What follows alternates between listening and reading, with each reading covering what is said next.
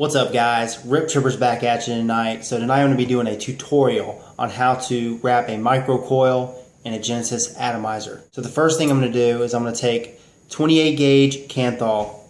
I'm going to take a 5/64 drill bit and I'm going to start wrapping my coil. I'm going to do about 12 wraps.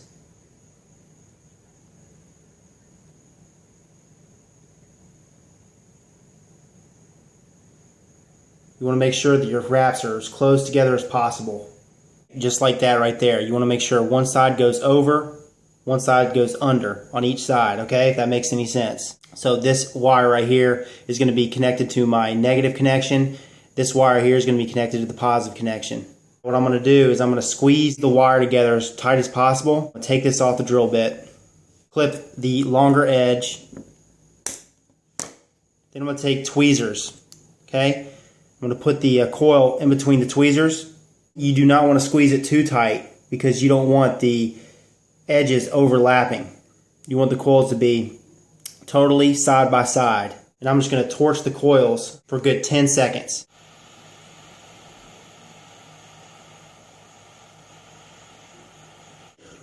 Let that cool off. Boom, there's your micro coil right there. I'm going to place the coil back onto the drill bit. Then I'm going to place the drill bit inside the wick hole.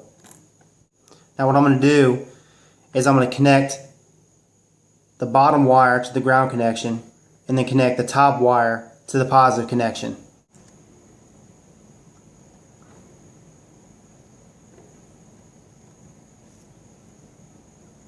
And while you're doing this, you want to make sure that this coil is completely centered in the wick hole. It can't be tilting one way or the other.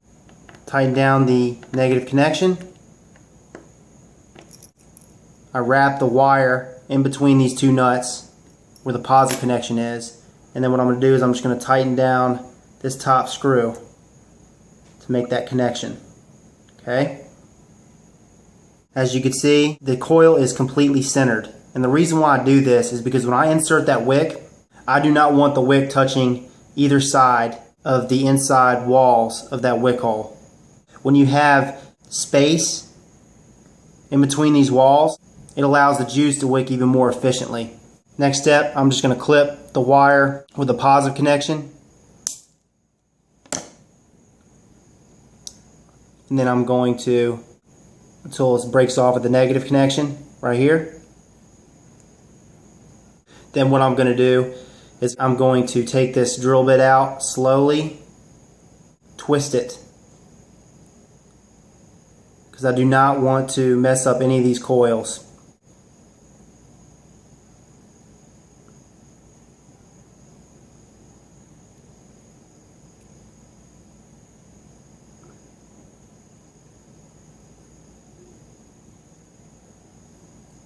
There you have it, guys. Alright, next step. I've got stainless steel mesh I'm using. Today I'm going to be using 200 stainless steel mesh. I find that the flavor from 200 mesh is even better than the 325. With this mesh, I'm going to be using cotton from a cotton ball. 10 millimeters in width, about 45 millimeters in length. I'm just going to roll it up. Now that I have it rolled up really tight, I'm going to see how this fits in this coil. And I want to make sure that it fits really loose. I mean, as you can see, there's space between the wick and the coil. That's how you want it right there. I'm going to oxidize this wick using this torch.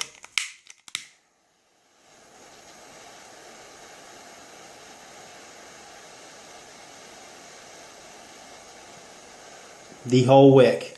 So I got this wick totally oxidized, and the reason why I totally oxidize it and I have this coil sitting completely even is because when I fit this wick into that coil, I don't want the wick touching any of the walls, the inner walls of the wick hole, because a lot of times people don't realize this, but when you roll a wick, there's going to be little burrs that there's nothing you can do about. You can clip all of them beforehand before you wrap your coil, but if those burrs are sitting on the inside of that wick hole and they're touching metal, chances are you're going to have a short or you're going to have a hot spot and it's going to throw your flavor off. especially if you're using it on a mechanical mod.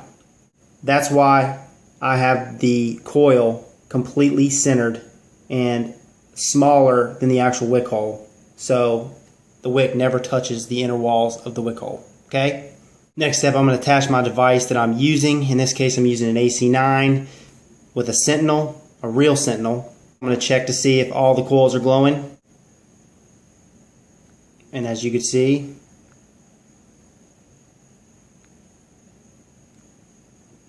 looks a lot brighter on camera. This is a 1.6 ohm micro coil. I've got a Kick 2 in here with an 18350. Got an organic cotton ball. Boiled it 30 minutes, dried it, and what I'm going to do is I'm going to take my stainless steel mesh wick, the side where my coils are going to be. I'm going to pull some strands out right here, and I'm just going to brush it. And watch the stainless steel mesh pick it up. Okay?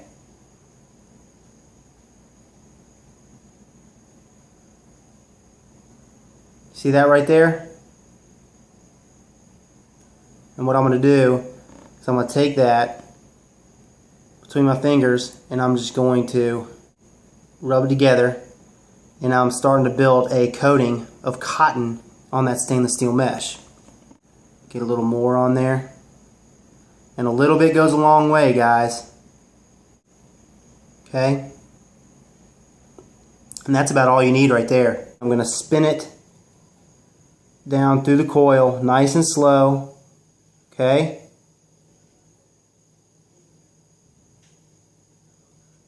Make sure that it's snug but loose at the same time, if that makes any sense. And there it is right there. I'm just going to fill my tank up.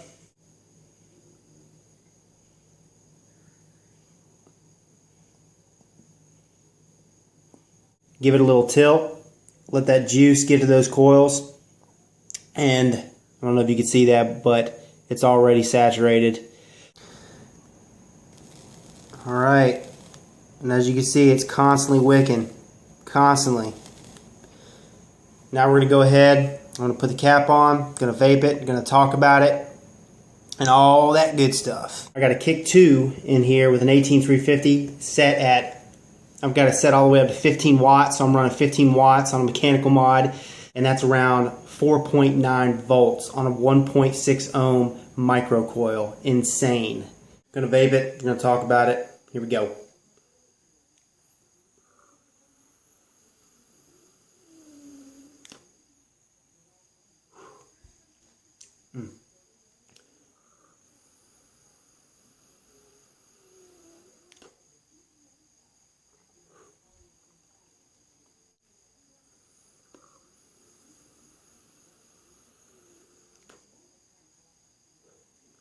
The flavor I'm getting is like on a dripper with a micro coil using the cotton, but add the crisp and clean flavor you get from stainless steel mesh. That's what I'm getting with this setup.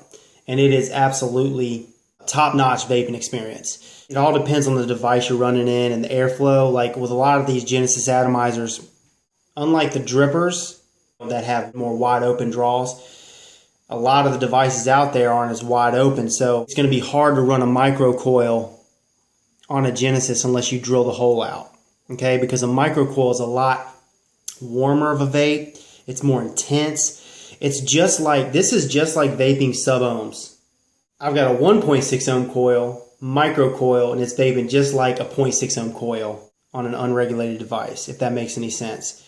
Vapor's intense, flavor's absolutely off the charts. Throat hit is even more intense. It's a warmer, more kick to the back of the throat. It's a bitchin' vape.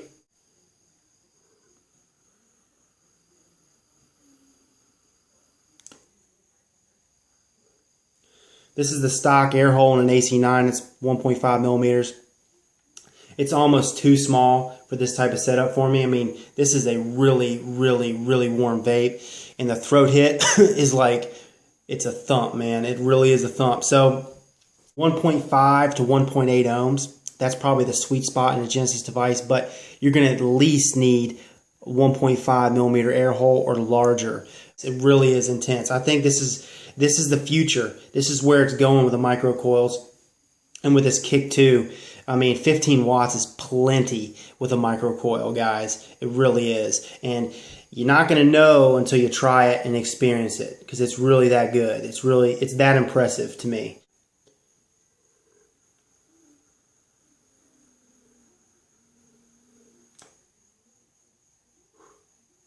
This is Rip Trippers. Let me know if you have any questions. Feel free to comment below. PM me anytime. And remember, smoking is dead. Vaping is the future. And the future is now. You guys have a great night.